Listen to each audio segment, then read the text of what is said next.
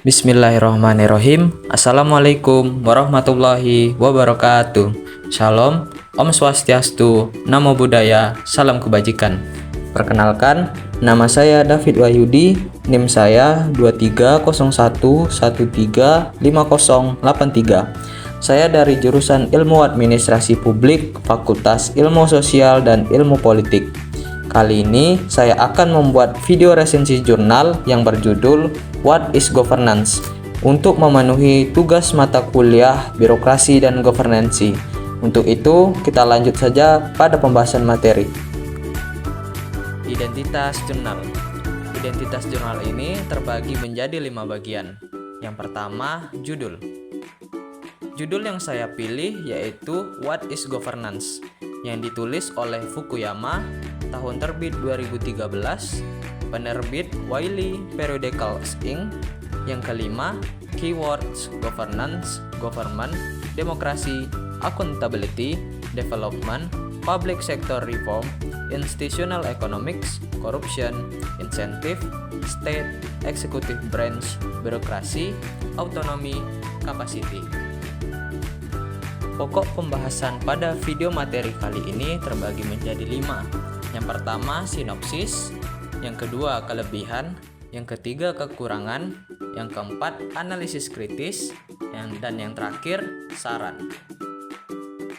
Kita masuk pada materi yang pertama, yaitu pada materi sinopsis. Inti dari jurnal ini membahas tentang pentingnya mempertimbangkan peran negara dalam studi ilmu kontemporer atau modern. Hal ini karena studi ilmu politik modern seringkali berfokus pada demokrasi, hak asasi manusia, keadilan internasional, dan lain sebagainya.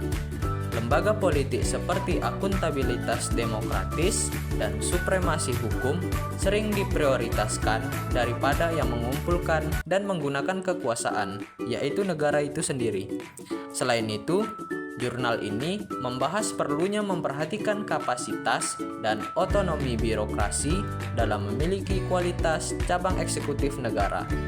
Jurnal ini juga membahas budaya organisasi dan akuntabilitas dalam konteks pemerintahan yang efektif. Materi yang kedua yaitu kelebihan dari artikel ini yang bisa kita dapatkan. Yang pertama, artikel ini menjelaskan pentingnya memperhatikan peran negara dan eksekutif dalam studi ilmu politik kontemporer. Kelebihan yang kedua, menguraikan cara yang luas untuk mengukur kualitas pemerintahan yang mempertimbangkan hubungan kapasitas dan otonomi, serta betapa pentingnya memecah negara menjadi bagian-bagiannya. Kelebihan yang ketiga, artikel ini berfokus pada pentingnya standar internal dalam organisasi modern yang dihormati dapat membantu para profesional yang memiliki kewenangan tinggi untuk berperilaku dengan baik. Kelebihan yang terakhir, memberikan data yang rinci dan terkumpul diperlukan untuk mengevaluasi kapasitas pemerintahan di berbagai tingkatan dan fungsi, serta memberikan contoh studi kasus di negara-negara seperti Brazil dan Cina. Materi yang ketiga akan membahas mengenai kekurangan pada artikel ini.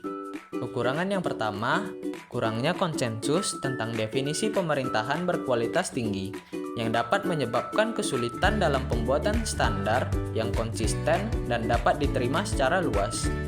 Kekurangan yang kedua, keterbatasan data empiris yang rinci, terutama dalam hal kapasitas pemerintahan di tingkat lokal dan regional, yang dapat membatasi kemampuan untuk melakukan analisis yang lebih mendalam dan representatif. Kekurangan yang ketiga, fokus yang lebih besar pada institusi-institusi yang membatasi kekuasaan daripada institusi yang menggunakan kekuasaan seperti negara, yang dapat mengarah pada ketidakseimbangan dalam pemahaman tentang dinamika kekuasaan dalam konteks pemerintahan. Kekurangan yang terakhir, sulit untuk mengembangkan pilihan rasional, pilihan yang dapat menjelaskan kapasitas negara karena faktor-faktor seperti norma, budaya organisasi, dan kepemimpinan juga memainkan peran penting dalam menentukan kapasitas sebuah organisasi. Pada materi yang keempat membahas mengenai analisis kritis terhadap artikel What is Governance. Jadi, artikel ini membuat kontribusi yang besar dengan menekankan bahwa peran negara dan eksekutif sangat penting dalam studi politik yang seringkali terabaikan dalam penelitian sebelumnya yang lebih berfokus pada demokrasi dan hak asasi manusia yang memungkinkan pemahaman yang lebih luas tentang pemerintahan. Jurnal ini mencoba menyelesaikan ketidaksepakatan tentang definisi pemerintahan berkualitas tinggi. Namun, masih sulit untuk mengembangkan kerangka konseptual yang jelas dan konsisten untuk menilai kualitas pemerintahan. Hal ini dapat berdampak pada validitas dan generalisabilitas pada hasil penelitian. Jurnal ini mengakui keterbatasan data empiris yang rinci, terutama terkait dengan kemampuan pemerintah lokal dan regional. Hal ini dapat membatasi kemampuan untuk melakukan analisis representatif dan mendalam, dan temuan yang dihasilkan dapat tidak andal dengan memberikan perspektif yang berbeda. Kita masuk pada materi yang terakhir, yaitu saran terhadap artikel yang berjudul What is Governance? Saran yang pertama, penggunaan metode penelitian yang tepat. Pastikan metode penelitian yang dipakai dalam artikel dapat membantu penelitian dan analisis yang dilakukan. Penggunaan metode yang tepat akan meningkatkan validitas dan reliabilitas temuan yang disajikan. Saran yang kedua, inklusi data empiris yang kuat. Disarankan untuk menyertakan data empiris yang kuat dan relevan dalam mendukung argumen yang diajukan dalam artikel. Data yang solid akan memperkuat keabsahan analisis dan kesimpulan yang diambil. Saran yang ketiga, analisis yang mendalam tentang hubungan, kapasitas, dan otonomi. Perlu dilakukan analisis yang mendalam tentang bagaimana hubungan antara kapasitas dan otonomi dapat mempengaruhi kualitas pemerintahan. Penjelasan yang lebih mendalam dapat memberikan pemahaman yang lebih baik bagi pembaca. Saran yang keempat, klarifikasi konsep kualitas pemerintahan.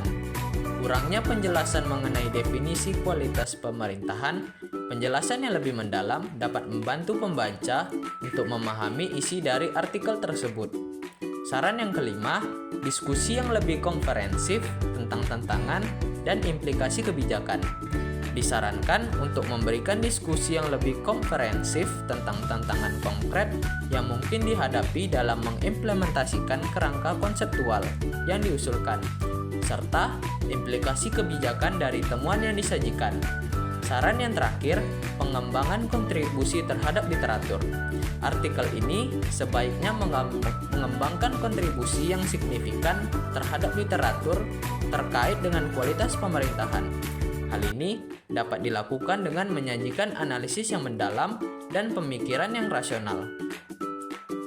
Baiklah, kita sudah sampai pada penghujung materi. Untuk itu, terima kasih atas perhatian dan kerjasamanya. Semoga pemaparan video saya kali ini dapat memberikan wawasan baru bagi para penonton. Untuk itu, apabila ada salah-salah kata mohon dimaafkan. Saya tutup dengan salam. Wabillahi taufiq wal hidayah. Wassalamualaikum warahmatullahi wabarakatuh. Terima kasih.